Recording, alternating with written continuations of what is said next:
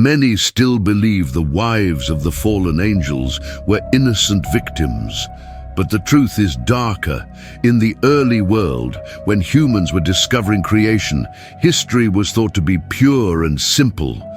But hidden behind that belief was a rebellion. These women were not forced. They chose to unite with the fallen angels. They joined the Watchers in defying God's order.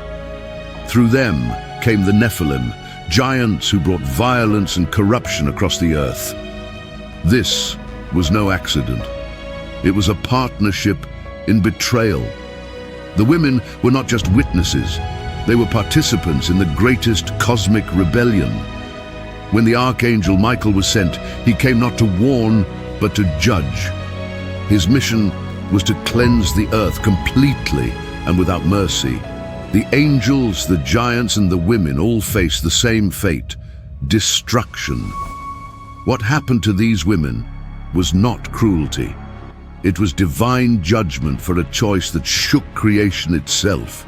This story reminds us that betrayal, especially on a cosmic scale, always brings consequences.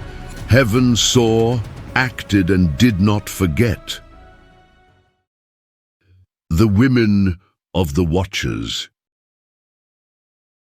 Long ago, before the great cataclysm tore the world apart, there was an event that ruptured the very fabric of reality.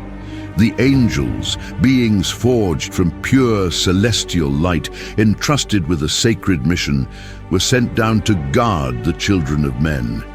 These divine watchers, known as the Watchers, had been appointed by God himself to observe humanity from afar, to guide where needed, and to protect without interfering. But in time, they grew discontent. The mandate to watch without acting, to witness without touching, became a burden too heavy for some to bear. As humankind flourished and the generations multiplied upon the earth, something subtle yet dangerous began to stir within them. In the midst of all creation, they beheld something they were never meant to desire: women. But these were not ordinary women. They were the daughters of Cain, the cursed one, the first murderer, whose hands were stained with his brother Abel's blood. From Cain's descendants arose a lineage marked by defiance and violence, a people who had abandoned the path of righteousness, who dwelled at the base of the sacred mountain and gave themselves wholly to the pleasures of the flesh, the pursuit of wealth without measure, and the hunger for dominion. They no longer feared God. They revered only their own desires, living in decadence without shame, and mocking the holiness their ancestors once upheld. Ancient writings, such as the Book of Adam and Eve and the Book of Jubilees, speak in veiled warnings about that generation. Cain, the firstborn of sin, fathered a race that did not simply forget the Lord. They consciously turned away, offering themselves to every corruption the world could conceive. In contrast, the descendants of Seth, the son given in place of Abel, remained upon the holy mountain, preserving their sacred traditions and walking in reverent fear of the Most High. Yet it was not to the daughters of Seth that the Watchers turned their gaze. It was the women of Cain's fallen bloodline, women who, far from being helpless or naive, were themselves seekers of hidden things. They were not innocent lambs taken by force, but bold, willful partners in transgression. Their hearts burned with a hunger not just for passion, but for power. They craved knowledge forbidden to mortals. The mysteries of heaven, the secret arts of the divine, the arcane sciences that no human tongue was meant to utter. And the Watchers, in their arrogance and desire, gave them what they sought. What passed between the angels and these women was not love. It was ambition wrapped in desire.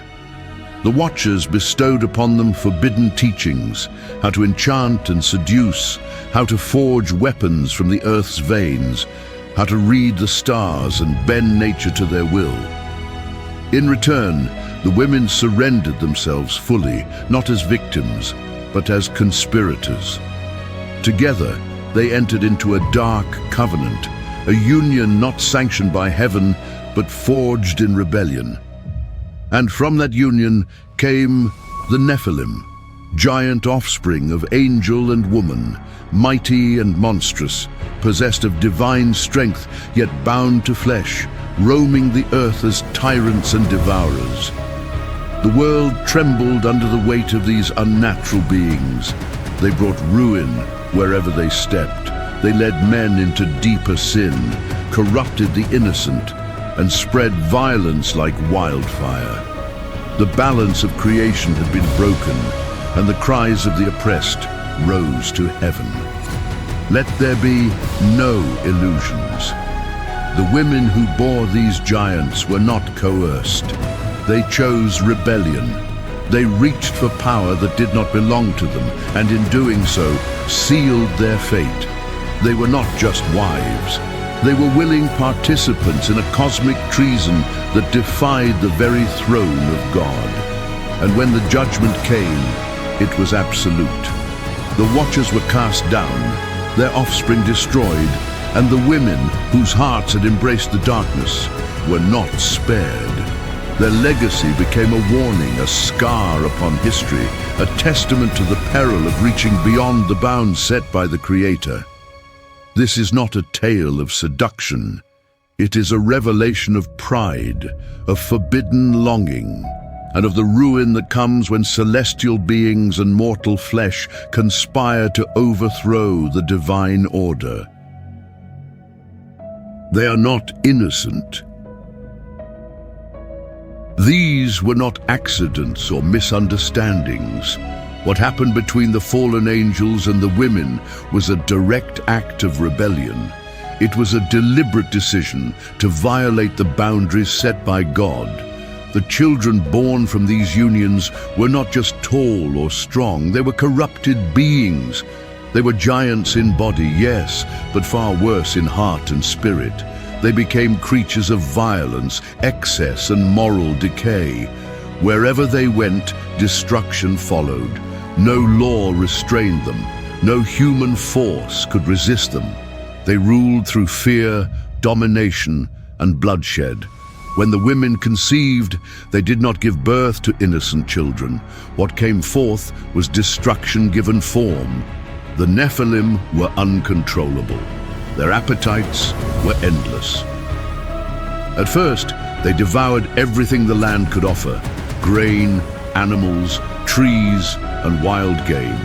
But when the earth could no longer feed them, they turned on mankind. They hunted humans as if they were cattle. They tore apart villages, murdered the weak, and consumed flesh without guilt or hesitation. They drank blood. They desecrated bodies. Entire towns were erased from existence. Rivers turned red with blood. And while this horror unfolded, the women who gave birth to them did not mourn or withdraw. They stood with pride, accepting the destruction as proof of their power. Over time, these women no longer saw themselves as human. They believed they had become something more. Having united with celestial beings and produced a generation of conquerors, they considered themselves elevated. They began to see themselves as queens. They no longer showed remorse, only confidence. They embraced the darkness that their children brought. They were not passive. They were active participants in spreading forbidden knowledge. They taught humanity how to create weapons, how to manipulate others, how to pursue greed without limit. They encouraged vanity, lust, and power at any cost. Their influence reached far. As their sons built kingdoms, these women sat beside them, ruling from behind the scenes. The world, which had once been called good, became twisted. The boundary between the divine and the earthly was shattered. The line between natural and unnatural disappeared. What was once shameful became celebrated. The Nephilim enslaved the weak. They declared themselves gods. Their mothers were praised, feared, and worshipped. They accepted offerings bought through violence. They looked at a broken world and called it glorious. But God saw everything. He heard the cries of the innocent. He saw the blood in the ground. The patience that had once delayed judgment was now gone. The time had come. Mercy had been exhausted. The cup of sin was full, and the order was given. Then Michael came. Heaven saw everything. The angels did not turn away. There was no pity, no delay. Everything that happened on earth was recorded. When the last line was crossed, God's mercy ended. There were no more chances, no more waiting. Judgment was set in motion. Once divine justice begins, no one escapes. Not even those who thought themselves above it. The fallen angels were judged, but the women who joined them were not left out. They were not deceived. They made their choice. They knew these beings were not human. They knew the knowledge offered was forbidden, but they accepted it. They turned from God willingly and became part of the rebellion. That decision changed the world. Through them came a new race, the Nephilim. These were not normal children. They were giants, violent and out of control. They consumed everything, and when nothing was left, they turned to human flesh. They hunted, killed, and devoured people. Fear followed them everywhere. Cities were ruined. Land was soaked in blood. No one could stop them. The women did not stand against it. They stood with pride beside their sons. They felt honored to have given birth to kings.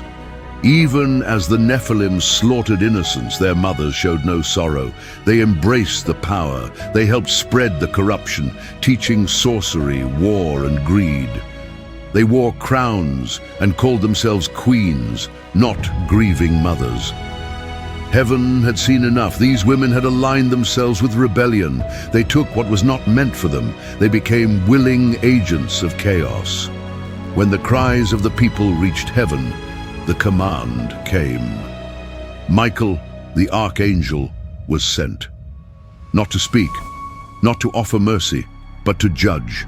His mission was clear. The fallen angels were to be chained, but the women were also to face judgment. Their role could not be ignored. Their actions had consequences. Michael did not come with pity. His task was final. What happened was not random punishment. It was the result of choices made long before. These women had helped bring destruction to the world. Now that destruction was turned on them. The earth trembled. The sky darkened. The women who once wore jewels, who stood beside giants, were brought down. Their power vanished. Their names were erased. The world moved forward, but it would never be the same. This was not just a punishment, it was a warning. Power does not protect from justice. Being close to the supernatural does not excuse rebellion. These women chose to reach for what was forbidden, and they were held responsible. The world survived, but it carried the scars. The Nephilim were gone, their mothers forgotten. Yet heaven remembers, because judgment is not just about what happened, but who chose it. The watchers down. The measure of wickedness was full. Michael received the command, go. Bind the watchers, judge the women, purge the earth. There would be no more mercy, only wrath. Judgment was final. What followed would be swift and irreversible. The women who had joined with the angels would now face the fire of heaven. What they believed had elevated them had instead condemned them. They bore giants but gave birth to destruction. This was no longer about individual sin. It was about the survival of creation. The corruption they helped spread infected the natural order. It bent the laws of life. It challenged the very holiness of God. Michael, heaven's warrior, was sent not to warn, but to cleanse. There would be no negotiation, no plea, The mission was absolute. The world had crossed the line, and now it had to be restored. The Watchers were stripped of power and chained in darkness. Their names were erased, and the women who had welcomed rebellion shared their fate. Their memory vanished, their kingdoms collapsed, their forbidden knowledge turned to ash. What they once called power became ruin. This was not revenge. It was the result of choices that defied divine order. When something opposes truth at its core, it cannot remain. Michael came not to feel, but to finish. The earth, broken by the Nephilim, would finally breathe. The cries of the innocent would be answered. The blood would no longer be ignored. This destruction would not be forgotten. It would stand as a witness that when the sacred is violated, heaven does not stay silent. Michael came not with warnings, he came with fire. Punishment for the Watchers' wives. The wives of the angels, once praised as queens and mothers of rulers, now faced judgment. They had once held honor and influence, but the heavens turned against them. What came was not mercy, but destruction. According to the book of Enoch, God issued a direct order. He sent his holy angels, led by Michael. There was no comfort, no warning. The command was final. Go and tell them they will witness the destruction of those they loved. Bind them for 70 generations in the valleys of the earth. The Watchers, the angels who took human wives, were judged first. They were bound with unbreakable chains and thrown into deep places under the earth. Their power was stripped. Their light faded. They lost their place forever. The women were next. Their punishment was different. They were not sent to the same prisons. Instead, they were stripped of beauty and status. The charm that had attracted angels was removed. Their appearance changed. Skin lost its glow. Faces became twisted. They could no longer hide who they had become. Their names, once honored, were now forgotten. The giants who once served them turned away. The people who praised them went silent. Their influence vanished. Ancient texts like the Book of Giants say some women were cursed to become restless spirits. They wandered the earth, tormented by regret and guilt. They were trapped, neither alive nor fully dead. They found no peace, no rest. Their forms were altered, their minds were broken. Others were erased completely. No spirit remained, no legacy, no memory, as if they had never existed. The world rejected them. Their part in history was wiped clean. They had joined the angels in rebellion. They had accepted forbidden knowledge. They turned away from the Creator and brought destruction into the world. That destruction had to be stopped. Michael carried out the task. The Watchers were no longer a threat. The women who joined them were judged. What they caused was undone. The world had suffered violence, but now it would be cleansed. The damage would remain, but justice had started. Nothing would reverse it. This story is often ignored, but it is written in the oldest texts. The world once reached a point where heaven intervened directly. The rebellion of both angels and humans forced a divine response. God did not wait. He acted. The women who once stood beside giants lost everything. Their end came quickly. Their legacy collapsed. Their children fell. Their power vanished. What they believed they had control over was never truly theirs. Desire led to judgment. Power led to ruin. What began in pride ended in silence. They are the sirens. Now the story turns toward something far more terrifying, something beyond human understanding. When we imagine punishment for such a large rebellion, we often think of death, a quick, final end. But for the wives of the Watchers, death was not enough. Their punishment went deeper and lasted longer. It was something beyond the body. It reached into the eternal. In 1 Enoch 19:2, we come face to face with a disturbing revelation. And the women also of the angels who went astray shall become sirens. Sirens. Sirens are not angels. They are not human. They are cursed beings, hybrids. In ancient myth, they are often described as part human, part animal, with the power to seduce through dark and destructive means. The punishment described here is not just physical transformation, it is a permanent sentence. These women were turned into something that would never find rest, never be welcomed again into the world of men or the presence of God. Their change affected the whole of creation. In Greek mythology, sirens are known for luring sailors to their deaths with their songs. They represent deadly temptation, a melody that leads to destruction.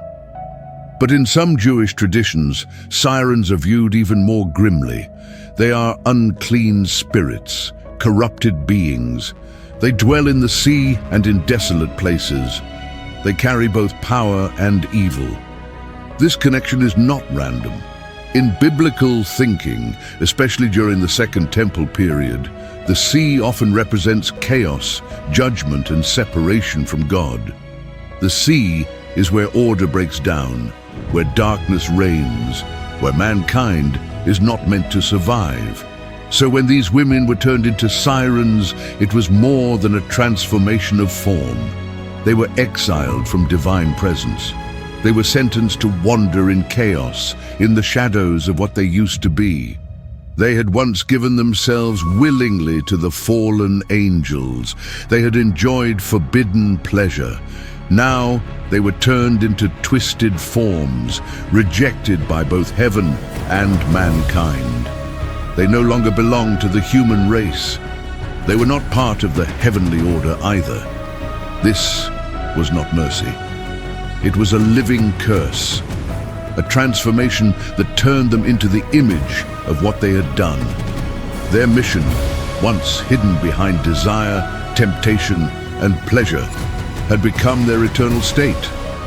They had once corrupted humanity in secret. Now they were condemned to do it forever, but in a more broken and brutal way.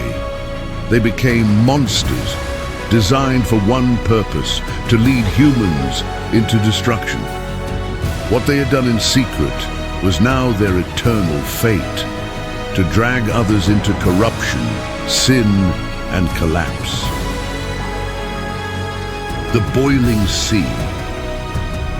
Some may wonder whether being transformed into sirens was the only form of punishment given to the women who had joined themselves to the Watchers. But the answer, drawn from multiple ancient texts, is clear and absolute. Their punishment extended far beyond that singular curse.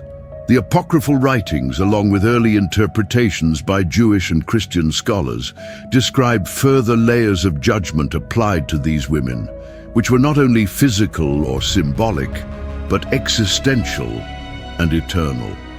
One such example comes from the Apocalypse of Peter, an early Christian text that presents a vivid and terrifying vision of the afterlife, where women who led men into sin are depicted as being suspended upside down by their hair over a sea of boiling fire, a fate of continual shame, exposure, and unbearable torment that reflects the severity of their deeds.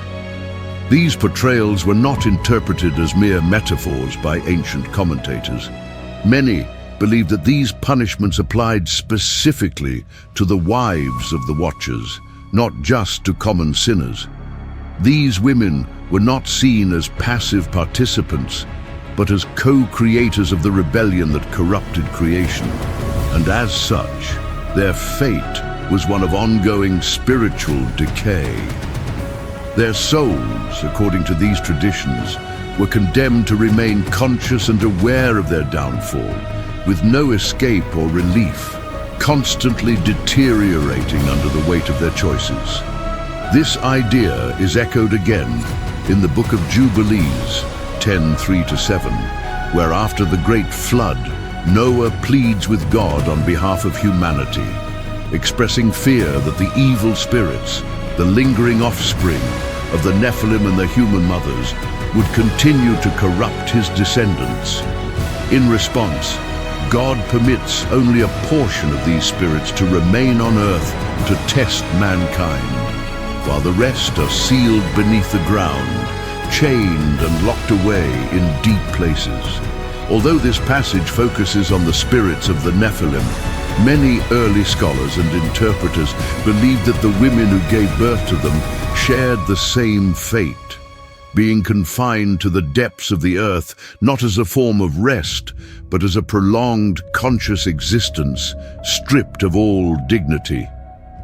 They were not allowed to vanish or fade into silence, because such an end would have been merciful.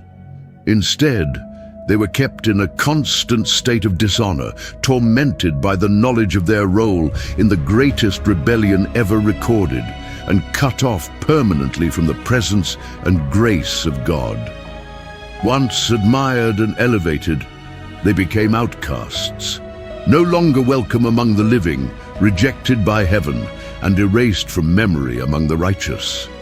Their children, once seen as powerful rulers, are remembered only as cursed creatures.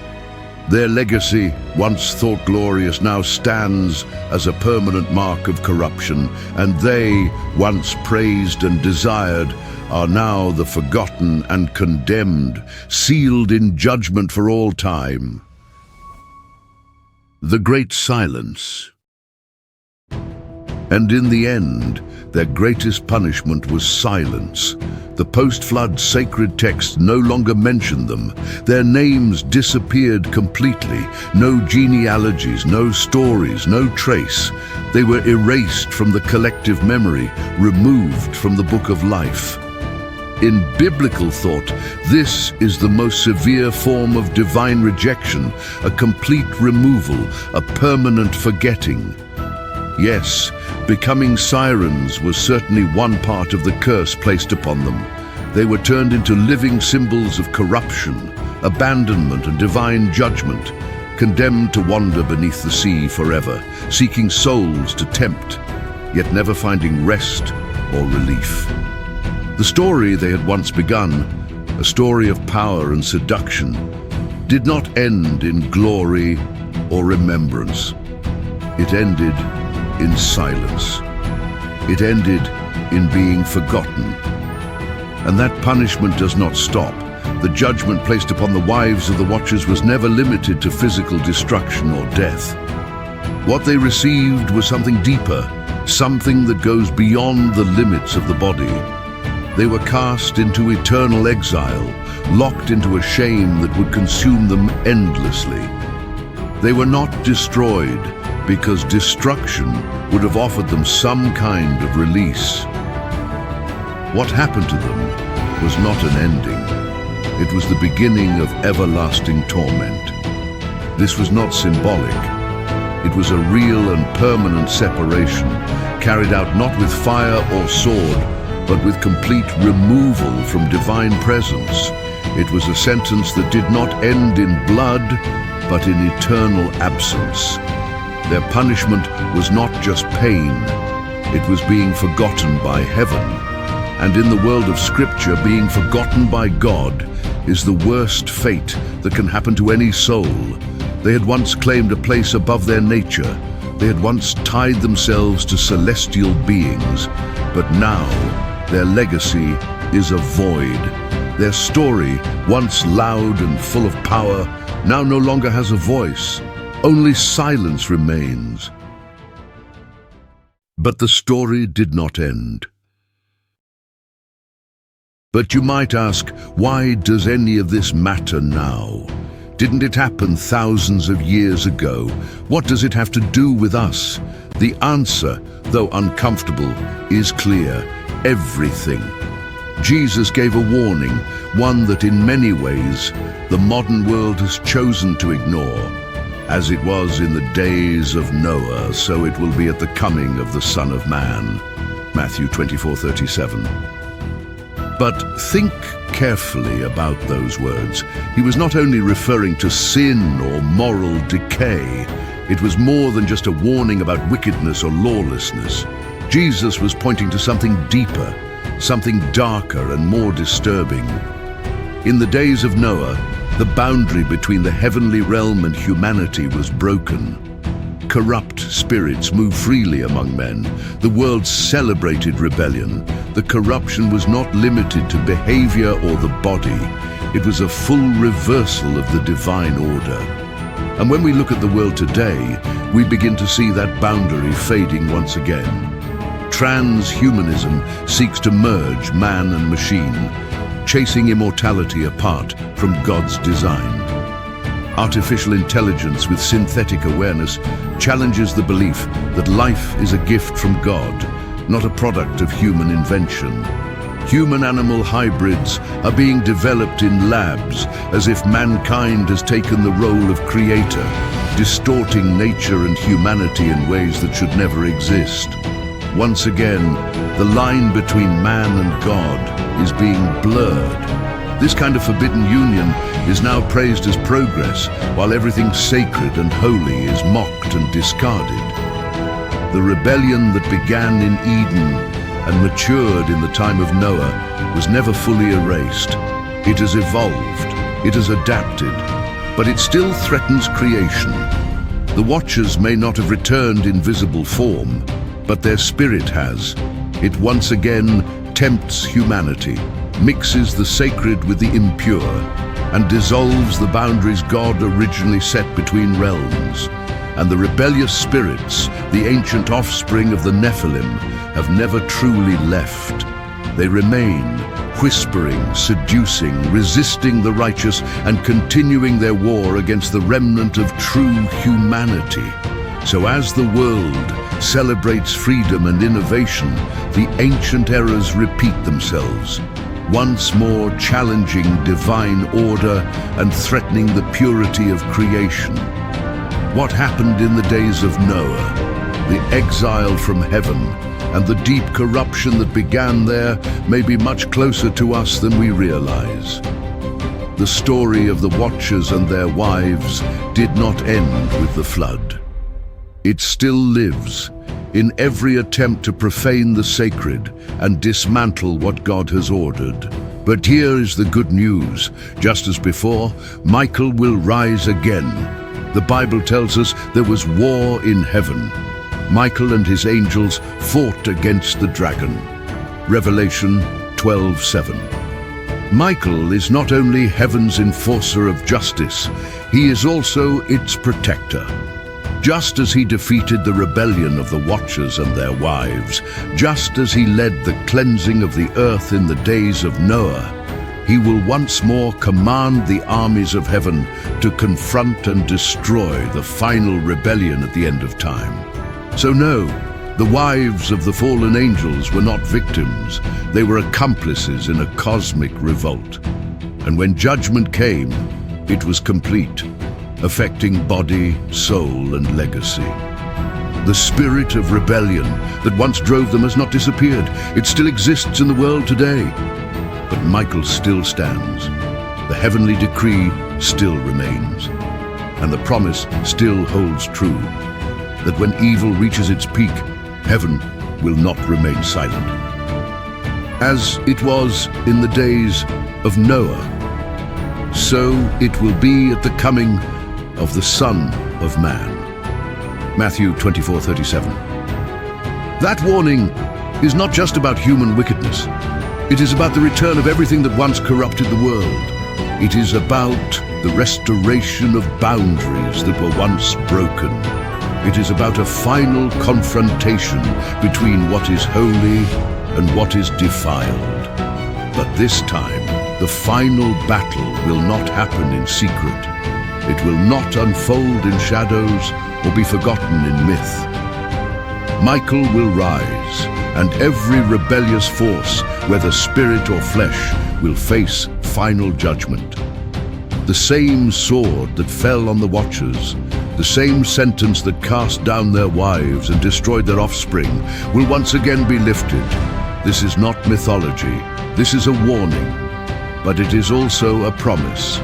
Evil will not last forever, rebellion will not win, and those who stand with truth will not be abandoned. Michael will rise, heaven will respond, judgment will come, and the story will end with righteousness restored. This is the most terrifying part of the Bible, but only for those who defy God. The book of Revelation isn't just a warning, it's a call to be ready. A vision of the world's final days, when chaos erupts, the beast rises, and humanity faces its ultimate test. War, famine, disasters, and deception will consume the earth. The lines will be drawn. Every soul will be forced to choose. And if you are not among 144,000 people who are spared, you may desperately want to know what happens to the rest of the world. Will there be an escape, or will judgment be unavoidable? Today, we uncover 10 of the most terrifying prophecies in Revelation, visions so chilling, so undeniable, they no longer feel like the future but the present. If you find this topic intriguing, consider liking this video and subscribing to the channel. It helps us continue bringing you content like this. Now, let's begin. 1. The Seven Seals. Hoofbeats echo across the earth, a distant thunder growing louder closer, then they appear. The first rider emerges, cloaked in white, a crown upon his head, a bow in his hand. He comes as a conqueror, but not with brute force. He deceives, he manipulates, he speaks of peace, but behind his words lie chains of oppression. This is the false savior. Behind him rides the second, draped in crimson, gripping a massive sword. He does not negotiate, he destroys. Nation rises against nation, brother against brother. The world drowns in war. The third follows, cloaked in black, holding a pair of scales. But these are not for justice. They measure survival. Food becomes scarce. The rich grow fat while the poor starve. Famine grips the land, and then the last rider. A spectre pale as death itself, his eyes hollow, his grip cold. Behind him, the grave follows like an open mouth, swallowing a quarter of humanity. These are not myths. These are the first four seals. And when they are broken, the world begins to unravel. In the hands of God, a book lies sealed shut, a scroll containing the fate of the world. No one in heaven or on earth dares to open it, except for one. The Lamb steps forward. A hush falls over heaven as he reaches for the scroll. The time has come. And as he breaks the first seal, the horsemen are unleashed. When he broke the fifth seal, the voices of the martyrs cry out beneath the altar. They were slain for refusing to bow before the beast. Their blood stains the earth. They beg for justice. They plead for vengeance. But they are told to wait. When the sixth seal was broken, the earth convulses. A great earthquake shatters the land. Mountains shift. Islands vanish beneath the waves. The sky turns black. The moon bleeds red. The stars are ripped from the heavens, falling like torches into the abyss. Panic grips the world. Kings and warriors, rich and poor, all flee. They stumble through the ruins, searching for refuge where none can be found. They cry out to the mountains, "Fall on us, hide us from the wrath of the Lamb." But there is no escape. Then the seventh seal is broken. For a moment, nothing happens. No fire, no thunder, just silence. A silence so deep, so unnatural, that it grips heaven and earth in absolute stillness. The angels do not move. The elders do not speak. Heaven holds its breath. because what comes next will shake the earth like never before. 2. The trumpets of judgment. The abyss cracks open. From its depths a thick choking smoke pours out, blotting out the sun. Darkness spreads, and then they emerge. Winged horrors, grotesque and unnatural, their faces like men, their teeth like lions, their tails like scorpions dripping with venom. They do not kill, they torment, they descend upon the earth in endless swarms. People scream, clawing at their own skin, writhing in agony. They beg for death, but death will not come. For 5 months they roam, 5 months of pain, 5 months of madness. This is no nightmare, this is the 5th trumpet.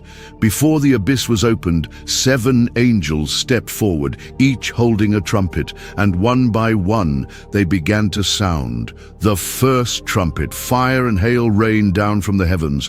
Trees ignite instantly, forests turn to ash, the ground scorched beyond recognition. 1/3 of the earth burns, smoke rises, blotting out the sky. Then the 2nd trumpet. A mountain of fire, a blazing mass, crashes into the sea. The water churns violently, turning blood red. Waves of death ripple outward, ships shatter. 1/3 of all marine life perishes. The 3rd trumpet. A brilliant light streaks across the sky. A star, burning like a torch. It crashes into rivers, lakes and springs. The waters turn bitter. Wormwood. Those who drink it writhe in agony, their last breath stolen by the very thing that once gave life. The 4th trumpet. The heavens dim, the sun, the moon, the stars, darkened by 1/3. Daylight is weak, night is suffocating. The world is wrapped in an unnatural shadow. And then the worst begins. The 5th trumpet. A great abyss tears open. Smoke billows out, black as ink. And from the pit, the horrors rise. For 5 months, the locusts swarm. Cities fall silent except for the screams. No refuge, no relief. The 6th trumpet. A voice thunders from the altar. 4 fallen angels, bound since ancient times, are released. And with them, an army 200 million strong. Their steeds breathe fire, their riders bring ruin. 1/3 of humanity is wiped out. Then the 7th trumpet. A final sound, louder than thunder, shaking both heaven and earth. The skies burn, the ground quakes. This is no longer just judgment. This is the final warning. And there is no escaping what comes next. 3. The marks of the beast. 666. A number whispered in fear, prophesied for centuries. It is more than ink on skin, more than a mark. It is allegiance, it is ownership, it is a choice. And soon the world will be forced to decide. A new era rises from the ashes of chaos. The wars have ended. The economies have collapsed. Fear grips the nations. People cry out for order, for stability, for someone to lead them. And then he appears. A leader like no other. Charismatic, powerful, unquestioned. He speaks of unity, of peace, of a future without suffering. The world listens, the world follows, but loyalty has a price. A command is given. Everyone have to take the mark, on the right hand, on the forehead. Without it, you are nothing. You cannot work, you cannot trade, you cannot buy food, water, or shelter. Society moves forward, but only for those who bear the mark. Some embrace it willingly, others hesitate, but fear drives them to compliance. And those who refuse, they're hunted, branded as traitors, outcasts, enemies of progress. They flee into the shadows, living like ghosts, surviving on nothing. But what they do not realize is this: the trap is already set. Revelation is clear. Those who take the mark seal their fate. There is no turning back, and judgment is coming. 4. The 7 bows of God's wrath. The first sign appears on their skin. It starts as an irritation, just a slight burn, a subtle itch beneath the surface. Then it spreads, boils, erupt. Flesh blisters. The stench of rotting wounds fills the air. The pain is unbearable. They claw at their own skin, but nothing stops the agony. These are the ones who took the mark. They thought it would bring them security, power, privilege, access to a future. Instead, it has become a curse etched into their very flesh. This is the first bowl.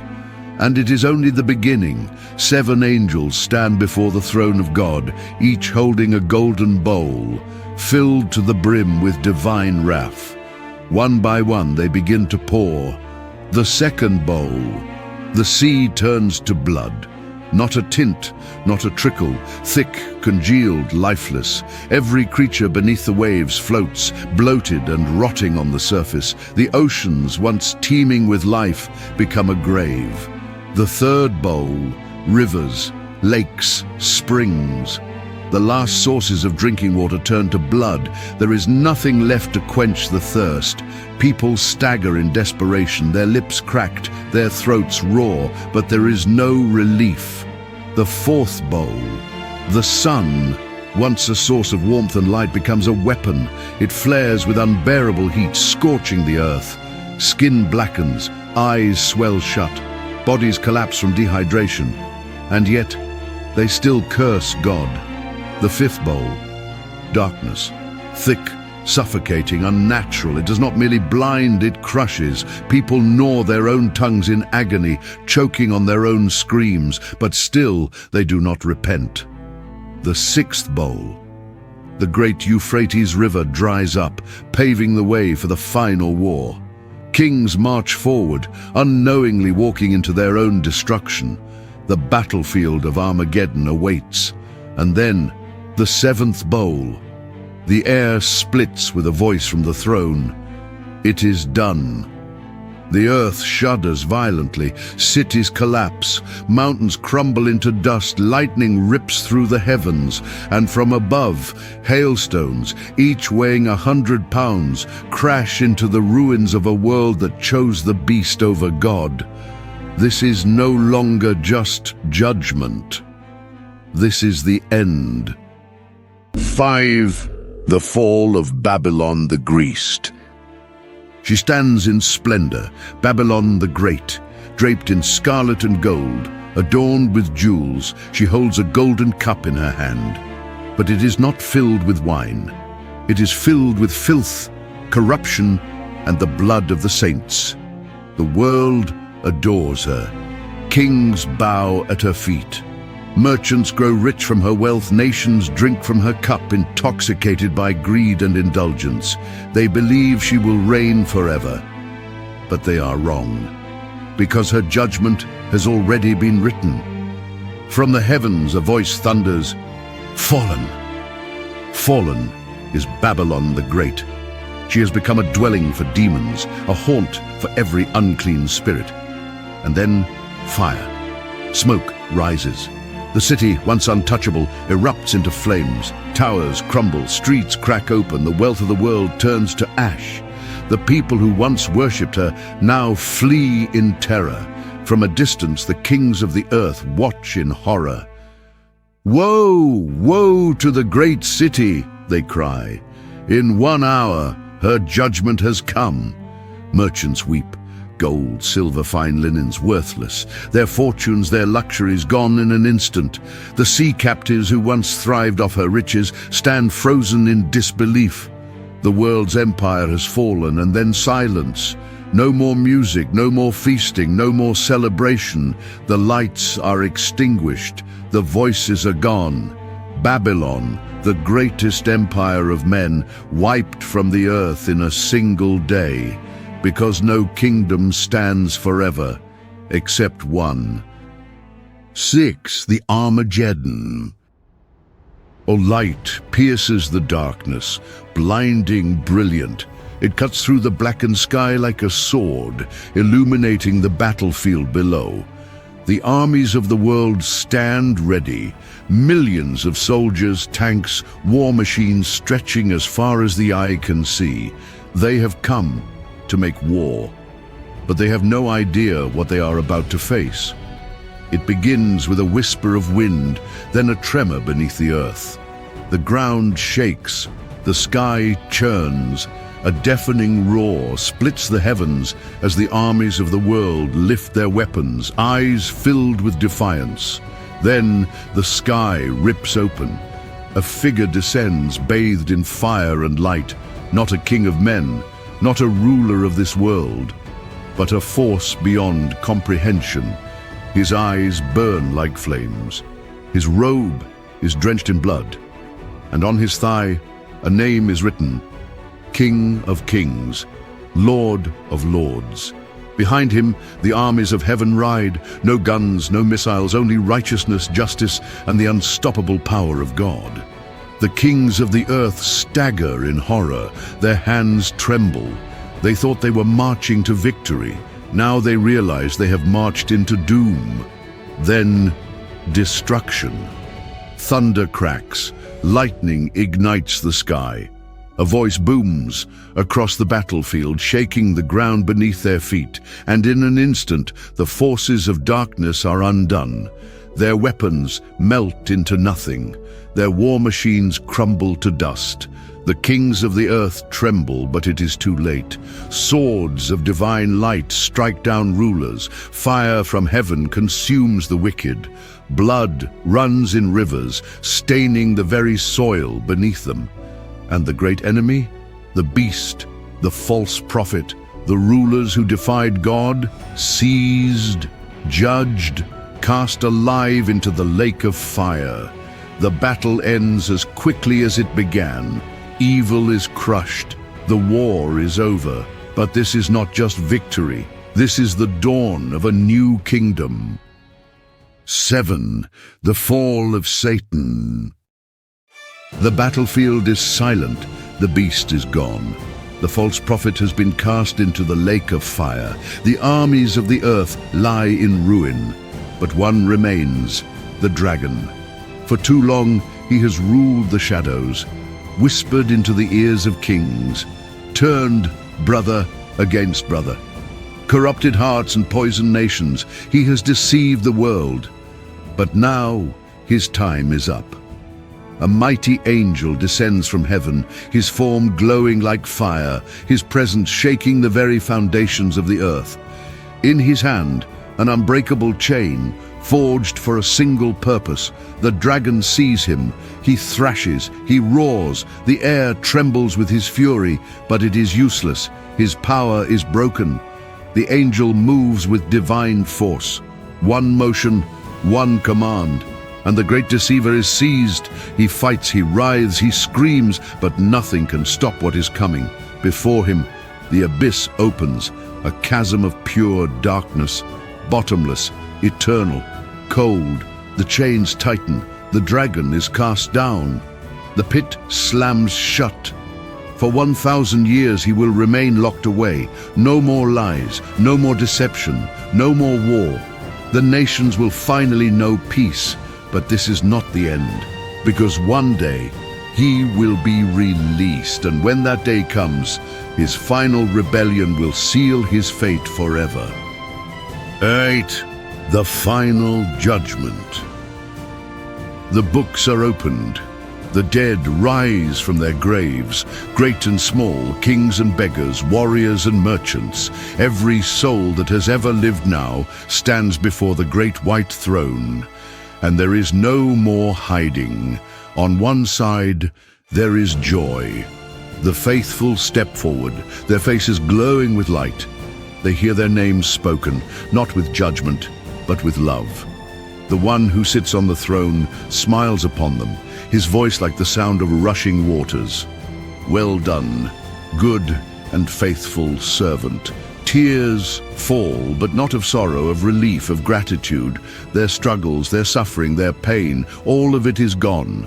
Before them stands a new world, radiant and pure, a new heaven, a new earth. The gates of the holy city swing open, its streets gleaming like gold, its foundations shining with every precious stone. There is no more death, no more sorrow, no more fear.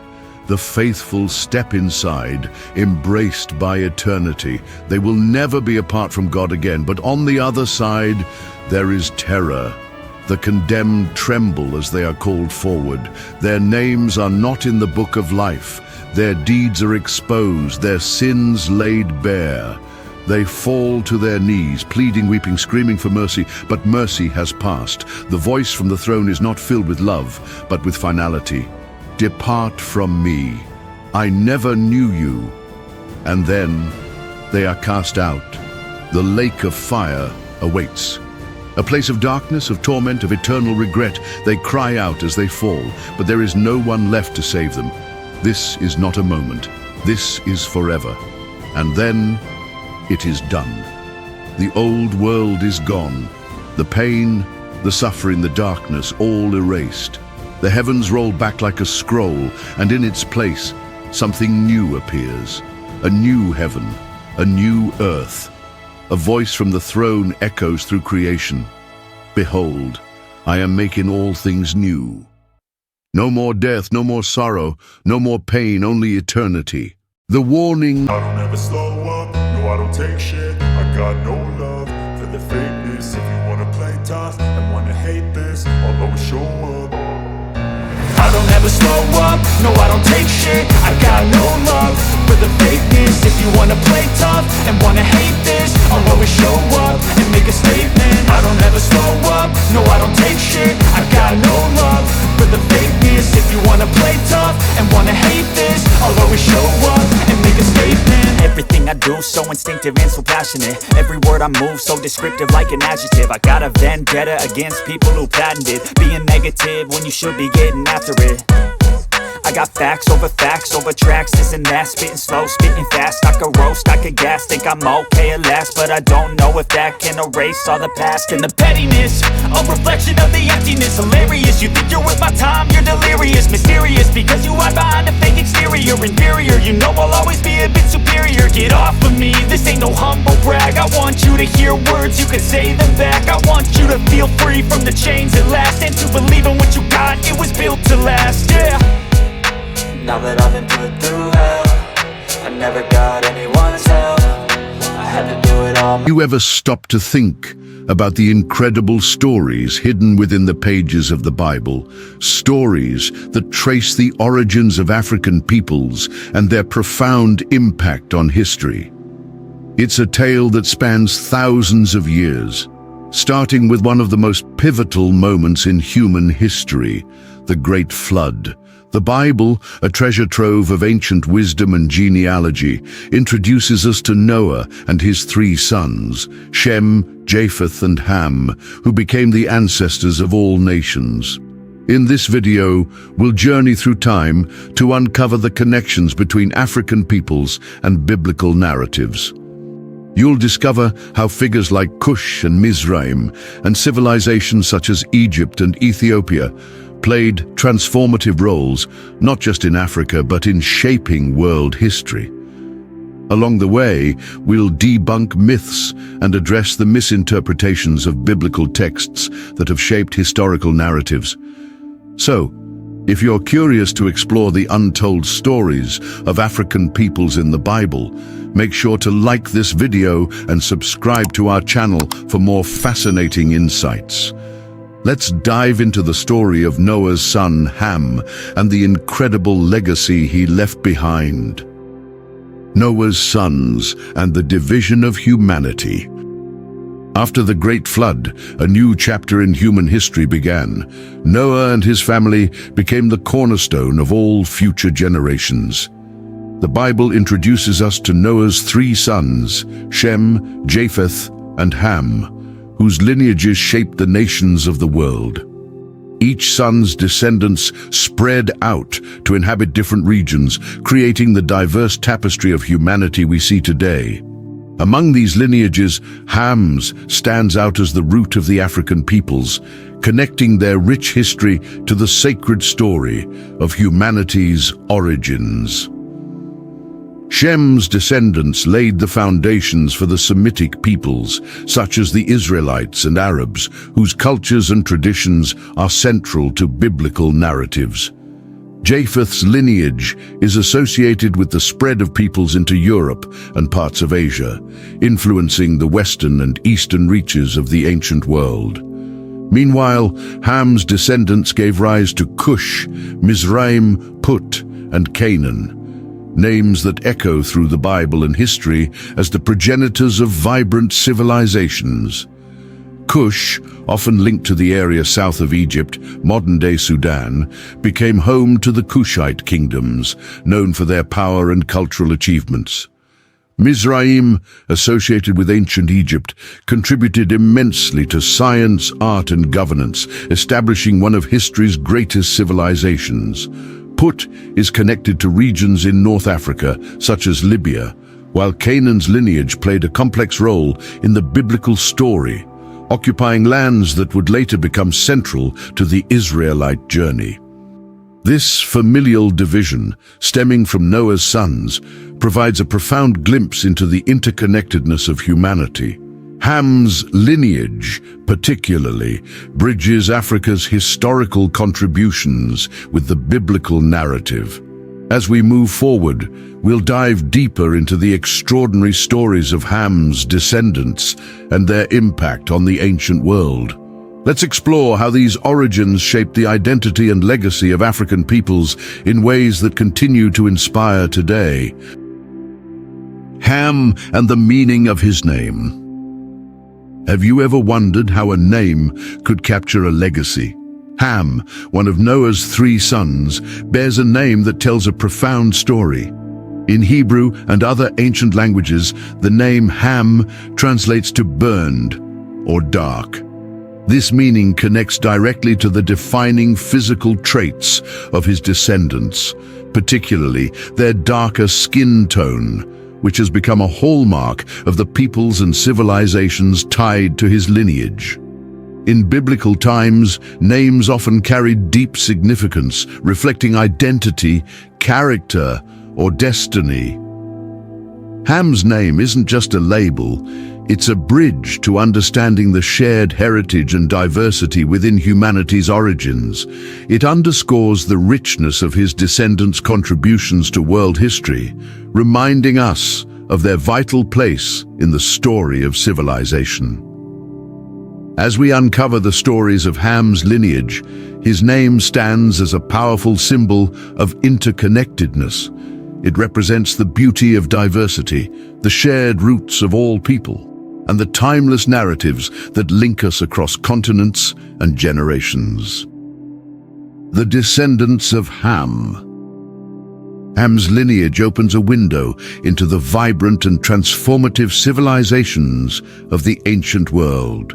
From his 4 sons, Cush, Mizraim, Put, and Canaan, emerged nations that not only thrived in their time, but also left an indelible mark on history and biblical narratives.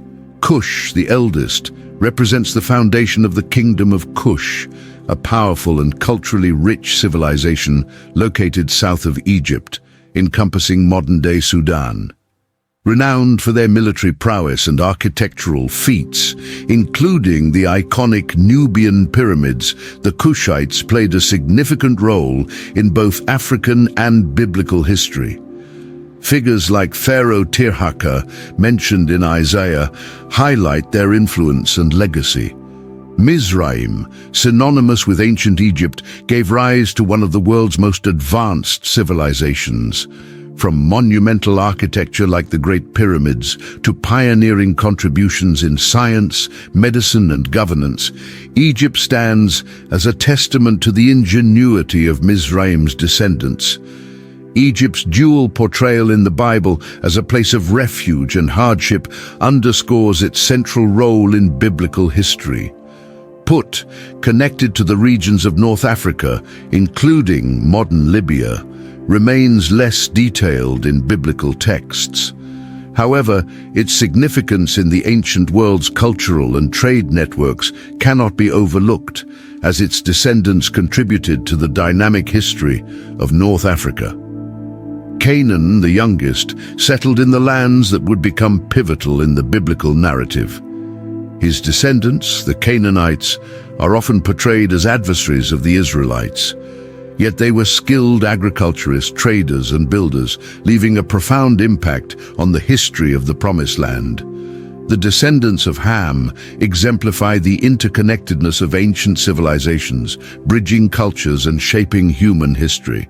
As we delve deeper into their stories, we uncover the foundational contributions of these peoples to both the biblical world and our collective heritage. Join us as we continue this journey to explore how their legacy resonates even today. The Curse of Canaan, Myths and Misinterpretations. The story of Ham's descendants is incomplete without addressing one of the most debated episodes in biblical history, the Curse of Canaan. Found in Genesis 9:20-27, this passage recounts a moment of familial conflict that has sparked centuries of interpretation and misinterpretation. After the great flood, Noah, now a farmer, planted a vineyard. In time, he harvested its fruit, made wine, and unaware of its effects, became intoxicated.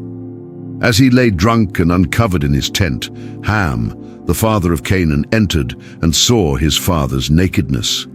Instead of showing discretion or respect, Ham told his brothers, seemingly mocking or dishonoring Noah.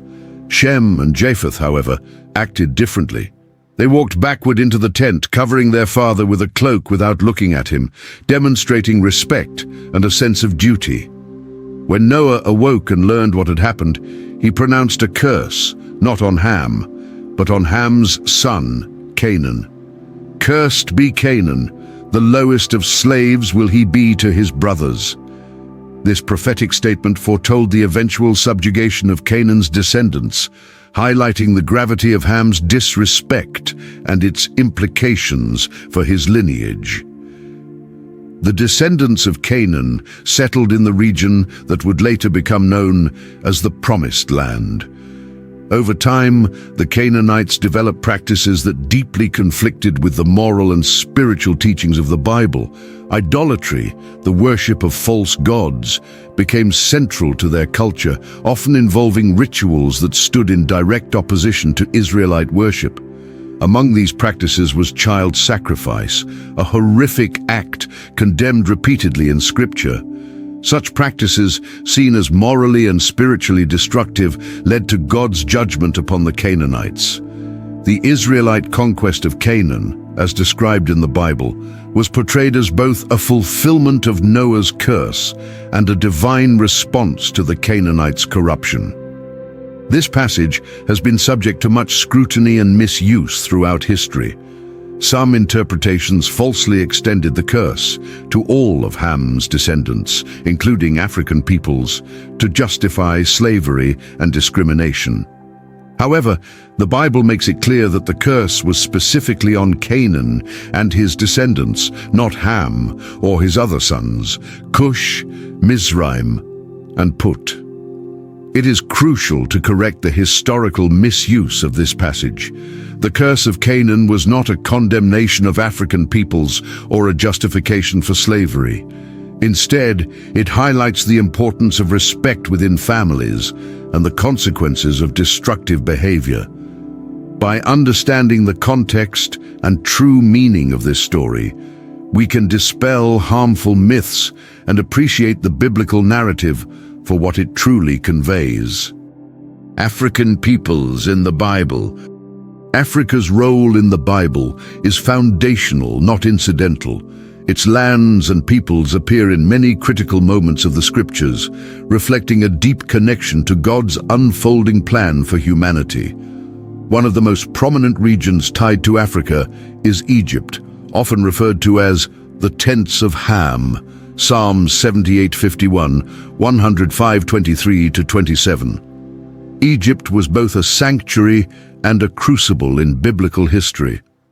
Abraham sought refuge there during a famine, Genesis 12:10, while Joseph's rise to power in Pharaoh's court, Genesis 41, turned Egypt into a land of salvation for the nascent nation of Israel. Yet, Egypt was also a place of hardship, as generations of Israelites suffered under Pharaoh's rule before the dramatic Exodus, Exodus 1, 8-14, 14:21-31. Further south lies Cush, often associated with Ethiopia. This region appears repeatedly in prophecy and history. Isaiah speaks of its might and beauty, describing it as a land of whirring wings beyond the rivers of Cush. Isaiah 18:1-2. This prophecy portrays a powerful and resourceful nation that catches the attention of the biblical writers. Ezekiel highlights Cush's geopolitical importance, situating it as a significant player in alliances and conflicts of the ancient world. Ezekiel 34:9. One of the most poignant connections between Africa and the early Christian church is found in Acts 8:26-40. The Ethiopian eunuch, a high-ranking official serving Queen Candace of Ethiopia, is described as a seeker of truth. Guided by Philip the Evangelist, he becomes one of the first recorded Gentile converts to Christianity, demonstrating the reach of the gospel to the farthest corners of the known world. This moment highlights Africa's spiritual legacy and its role in the expansion of God's kingdom. Africa's presence in the Bible also extends through trade and cultural exchange. The Queen of Sheba's visit to Solomon, 1 Kings 10:1-13, demonstrates the wealth and wisdom of African rulers and their engagement with Israel. She brings gold, spices, and precious stones, symbolizing the interconnectedness of Africa's kingdoms with other ancient powers. Her journey also illustrates the influence and prominence of African civilizations within the biblical narrative. Such stories remind us that Africa was not isolated but deeply interconnected with the biblical world. By acknowledging these connections, we uncover the profound ways Africa has shaped and been shaped by the biblical narrative. Prominent African figures and civilizations in the Bible. The Bible introduces us to numerous African individuals and civilizations whose stories are deeply woven into the divine narrative, highlighting their courage, faith, and influence. These figures and their legacies serve as profound examples of Africa's enduring contributions to the biblical world. Ebed-Melech, an Ethiopian official serving in the court of King Zedekiah of Judah, is one such figure. His story unfolds during a time of national turmoil as Jerusalem faces impending destruction by Babylon, when the prophet Jeremiah is thrown into a cistern for speaking God's truth, Jeremiah 38:6. Ebed-Melech intervenes with boldness and compassion. Risking his position and safety, he approaches the king to advocate for Jeremiah's release. Using ropes and old rags, he lifts Jeremiah out of the pit, an act of faith and mercy that earns God's promise of protection. Jeremiah 39:15-18. Ebed-Melech's actions remind us of the profound moral courage demonstrated by African figures in the Bible. Simon of Cyrene, another significant African figure, appears in the New Testament during one of the most pivotal moments in Christian history. As Jesus carries his cross to Golgotha, Simon is compelled to help him. Matthew 27:32, Mark 15:21, Luke 23:26. Cyrene, a city in modern-day Libya, was a thriving center of Jewish and African communities. Simon's act of bearing the cross has been interpreted as a symbol of shared suffering and global discipleship, connecting Africa directly to the heart of the Christian faith. His mention alongside his sons, Alexander and Rufus, Mark 15:21, suggests his family's influence within the early church. Nimrod, a descendant of Cush, Genesis 10:8-10, is portrayed as a mighty hunter and the builder of great cities such as Babel, Erech, and Nineveh. As one of the earliest empire builders, Nimrod embodies human ambition and ingenuity. Rabbinical traditions further explore his complex legacy, portraying him as a figure of both immense influence and cautionary lessons. His connection to Africa underscores the continent's early contributions to urban development and governance. These figures are not isolated examples, but part of a broader tapestry of African civilizations, deeply connected to the biblical narrative. From the powerful kingdom of Cush to the dynamic trade networks of North Africa, these stories remind us of Africa's vital role in shaping human history and faith. By recognizing these contributions, we celebrate the enduring legacy of African peoples in the unfolding of God's plan. Geographical and historical connections. Africa's geographical features and strategic location made it a cradle of civilization and a bridge to other parts of the ancient world.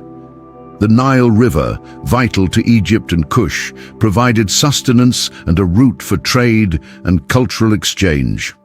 Egypt's prosperity as the breadbasket of the ancient world, Genesis 41:48-49, was directly tied to the Nile's bounty, while the river also linked Africa to the Mediterranean and the Near East. Cush, located in modern Sudan and Ethiopia, played a pivotal role in the ancient world. Known for its advanced metallurgy, monumental architecture, and complex trade networks, Cush connected Africa to Arabia and beyond. Biblical references to Cush, Isaiah 18, Ezekiel 29, emphasize its importance as a regional power and a partner in God's redemptive plan. The Cushite influence extended beyond Africa's borders, intertwining with the histories of Egypt and Israel. North Africa, home to regions like ancient Libya and the Phoenician city of Carthage, contributed to Mediterranean trade and culture. Though Carthage is not explicitly mentioned in the Bible, its maritime prowess and strategic importance underscore Africa's interconnectedness with Europe and the Near East. These regions also played roles in hosting Jewish diasporas and early Christian communities. Ethiopia's reputation for wealth and wisdom is exemplified in the Queen of Sheba's visit to Solomon, 1 Kings 10:1-13. Her journey, likely from the kingdom of Axum, symbolized Africa's engagement with the biblical world's spiritual and intellectual centers. Ethiopian traditions, such as the Kebra Nagast, claim a lineage descending from Solomon and Sheba, blending African and biblical histories. Trade routes further linked Africa to the Arabian Peninsula, South Asia, and beyond, enriching its cultural and economic influence. The descendants of Cush are often associated with South Arabia, reflecting Africa's far-reaching impact. These connections reveal a dynamic exchange of goods, ideas, and faiths, positioning Africa as a central player in the ancient world's story. Recognizing these contributions deepens our understanding of the biblical narrative and humanity's shared heritage. The profound connection between Africa and the Bible reveals a narrative rich with history, faith, and enduring legacies. From the descendants of Ham to the powerful kingdoms of Egypt, Cush, and beyond, the African peoples and lands are deeply woven into the fabric of biblical history. These connections highlight the integral role Africa has played in shaping the ancient world and the divine story of humanity. The stories of African individuals such as Ebed-Melech, Simon of Cyrene, and the Queen of Sheba showcase the courage, faith, and wisdom that resonate throughout the scriptures. These figures remind us that Africa was not a distant observer, but an active participant in God's plan. Whether it was the compassion of Ebed-Melech saving Jeremiah, Simon's symbolic act of bearing the cross, or the Queen of Sheba's recognition of divine wisdom, each story underscores Africa's spiritual and cultural contributions. Geographically, Africa's strategic location made it a cradle of civilization and a bridge connecting cultures and nations. The Nile River sustained the flourishing of Egypt and Kush, while trade routes extended Africa's influence across the Mediterranean, Arabian Peninsula, and even to South Asia. These connections enriched the biblical narrative, showcasing Africa's role as a dynamic and integral part of the ancient world. Yet, Africa's biblical significance extends beyond historical contributions. The prophetic visions of Isaiah and Ezekiel foreshadow a future where nations like Egypt and Kush join in worshipping the one true God. Psalm 68:31 declares, "Princes shall come out of Egypt. Ethiopia shall soon stretch out her hands unto God." These prophecies affirm that Africa's place in God's redemptive plan is both enduring and profound. By embracing these stories, we gain a deeper appreciation for the interconnectedness of all peoples and nations in the divine narrative. Africa's contributions to the Bible are not confined to the past. They resonate in the present, reminding us of the diversity and unity that lie at the heart of God's creation. As we reflect on these truths, we are called to celebrate the rich heritage of African peoples in the biblical story and recognize the shared history that unites us all. The legacy of Africa in the Bible is a testament to the power of faith, the importance of inclusion, and the timeless truth that every nation, tribe, and tongue is invited to stand before God's throne in worship. Revelation 7:9. As we bring this exploration to a close, we invite you to reflect on Africa's profound role in the Bible. Which story or figure resonated most with you? Let us know in the comments below. If you found this video insightful, be sure to like it, share it with others, and subscribe to our channel for more thought-provoking content. Your feedback and suggestions on topics you'd like us to cover next are always welcome.